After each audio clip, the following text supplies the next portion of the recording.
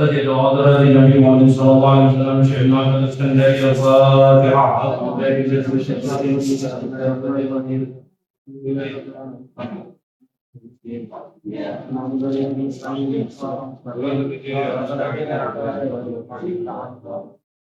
Jemaah sekalian, hadiah kita akan belajar kitab hikam, kitab ilmu tasawuf. Ilmu tasawuf adalah bagian daripada ilmu hati. Supaya hati kita terjaga dari sifat munafik, sifat zalim, sifat dengki, sifat hasud. Kotoran hati kita itu kita senantiasa bersihkan. Buruk sangka, khususnya buruk sangka kepada Allah. Dengan ilmu ini kita akan menjadi hamba Allah yang senantiasa menjaga. Sama, saya juga belum tentu bersih, tapi kita pengen sama-sama bersih. Karena sumber penyakit adanya di dalam hati. Dari hati itulah naik perasaan. Dari perasaan itu naik pikiran. Sehingga ketika kita mati bukan dikubuti oleh malaikat, tapi dikubuti oleh syaitan rajim dan iblis. Maka ketika kita sakaratul maut, ruh kita sampai di tenggorokan, itu kita dituntunnya oleh iblis, bukan oleh malaikat. Kita dituntunnya oleh makhluk yang kita tidak kenal. Kita bilang, oh Allah. Dia bilang, bukan. Engkau tidak menyembah Allah, bilanglah. Jadi kita bilang sakit, kita bilang takut, kita bilang ini itu. Mulut kita terkunci, tapi perasaan hati kita itu akan bergejolak di dalam sakaratul maut. Mengapa? Karena hati kita tidak kita ajari untuk sifat bersih. Makanya kita supaya bersih ini, supaya meninggal kita husnul khotimah. Judul kali ini adalah jangan salahkan Tuhan karena permohonanmu belum dikabulkan oleh Allah. Syekh Muhammad berkata, la tutalibu rabbaka bitahkuri matlabika walakin talib nafsaka bitahkuri adabi. Janganlah kau menuntut Tuhanmu untuk melakukan doamu, tapi periksa dirimu. Gitu. Kita disuruh periksa diri kita. Tuntutlah dirimu begitu. Supaya apa penyebab doa kita tidak dikabulkan oleh Allah? Tuntut diri kita, lihat diri kita.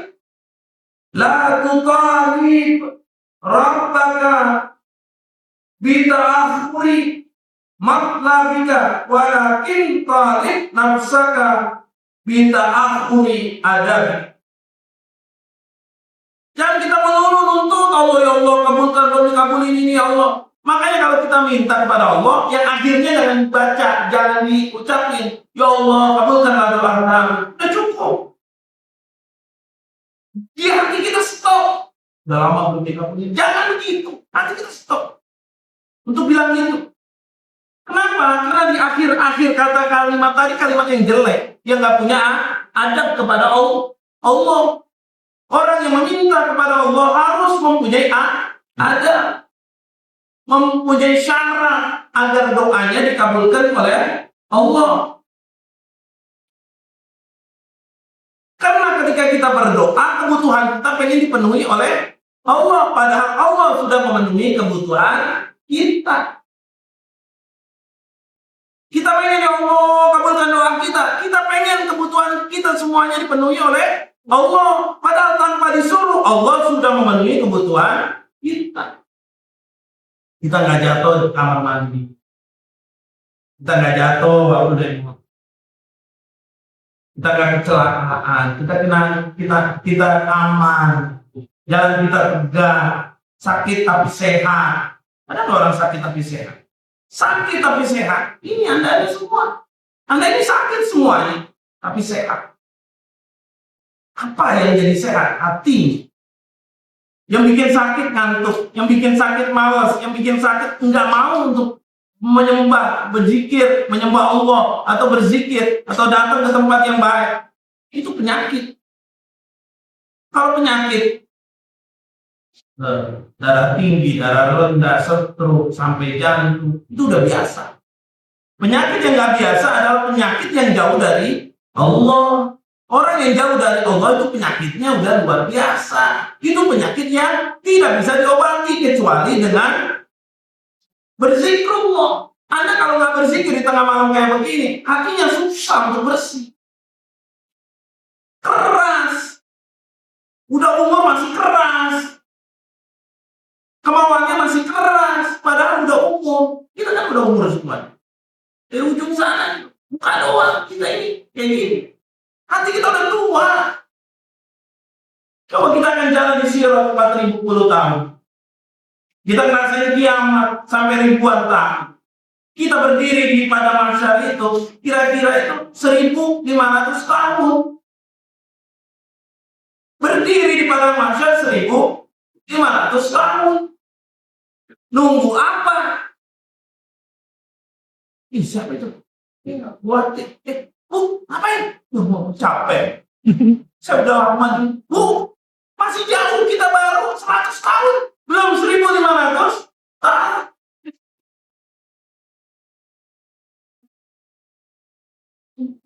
Supaya capek gampang.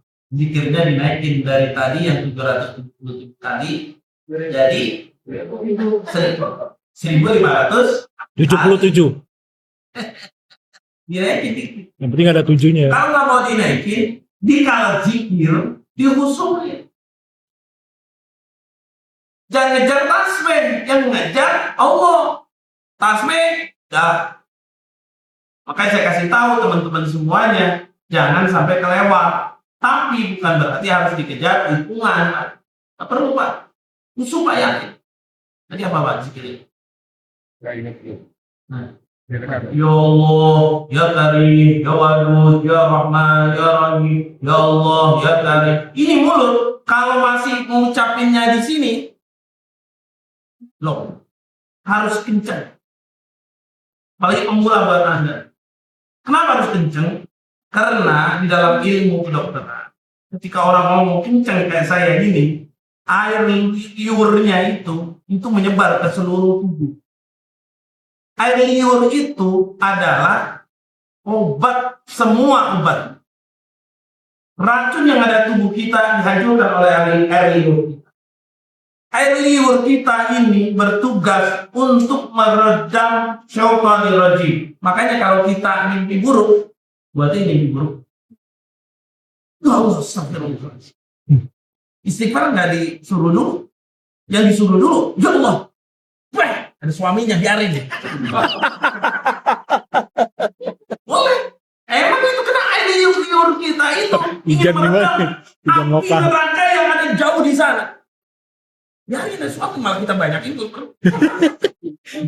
Hujan lokal. Boleh. Boleh Mas Rui. Mas Rui tidurnya. Mas lagi.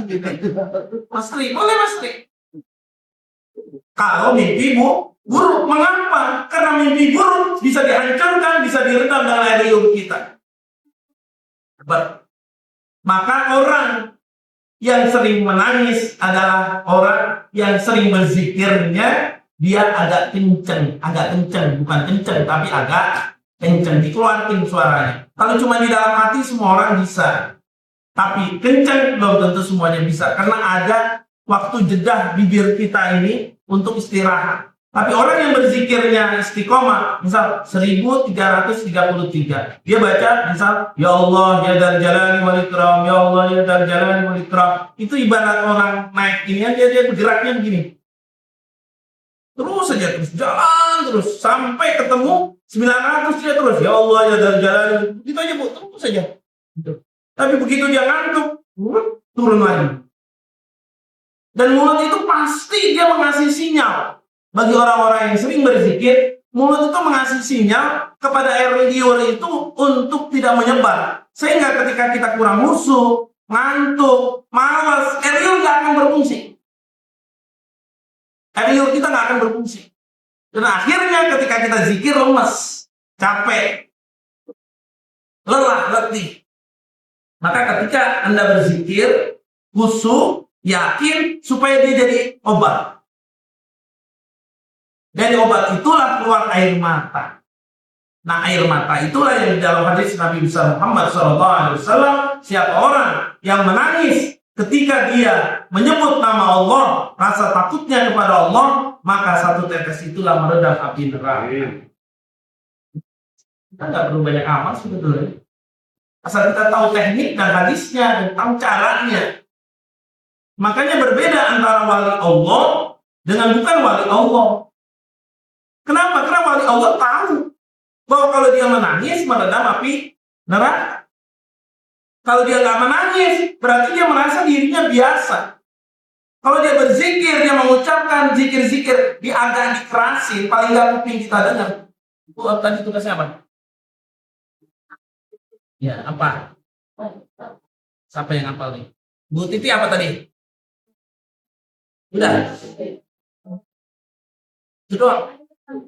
Ada sambungan masih lihat.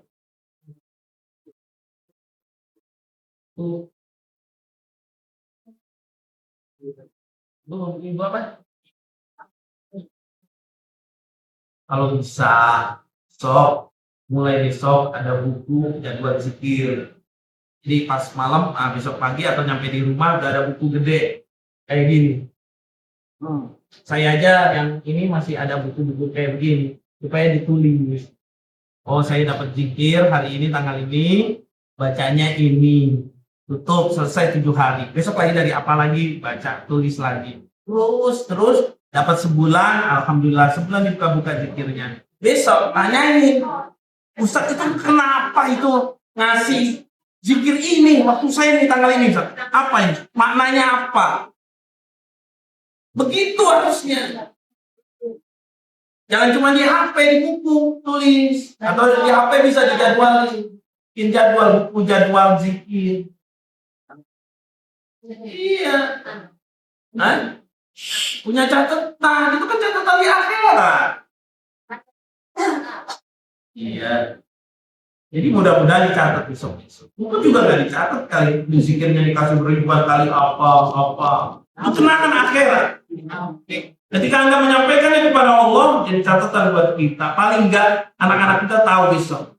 Nih, mama zikir itu buku wasiat, taruh. Besok dibaca mungkin sama anak kita jadi paham.